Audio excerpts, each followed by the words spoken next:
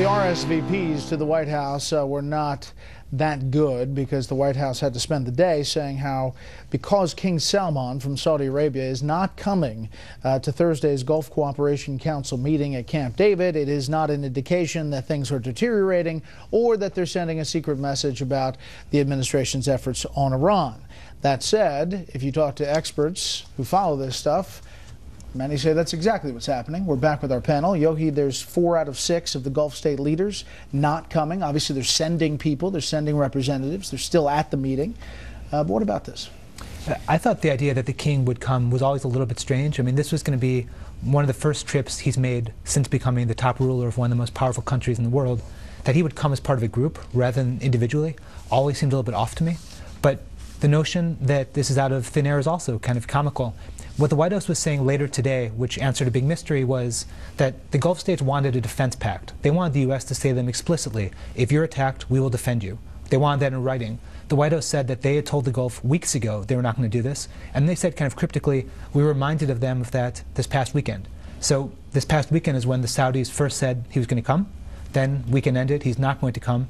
You can rest pretty confidently that that conversation of, hey, let's remind you we're not giving you the pact you want so desperately, is probably why he's not coming. And Juan, listen, we understand some of these leaders are older and they don't travel as much, and there's all kinds of back and forth about that. But on when the White House thinks they're coming and then they're not, it does send an interesting message. A very bad message. I mean, because remember, I think a lot of this is optics, and not to engage in cliches about something so substantial and so critical as security in the Middle East. But I think the White House wanted to make a show of strength here, of being able to say that the Arab states were solidly in sync with what the United States policy is for both handling Yemen and for dealing with ISIS. And now I think there is some question, given the absence of the leadership.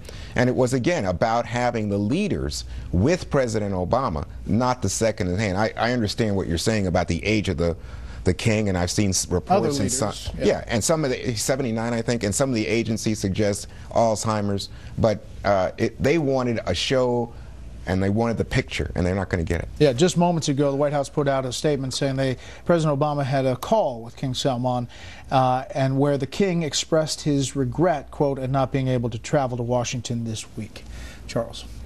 This isn't about geriatric travel problems. This is a loud statement from the Gulf states. You don't have to be an expert. You have to be about 11 or older to understand what this statement is. And it's not about Yemen. This is about Iran. This is a rejection of the agreement the United States is about to embark in with Iran by the states who are going to be very badly affected by it and who strongly object to it.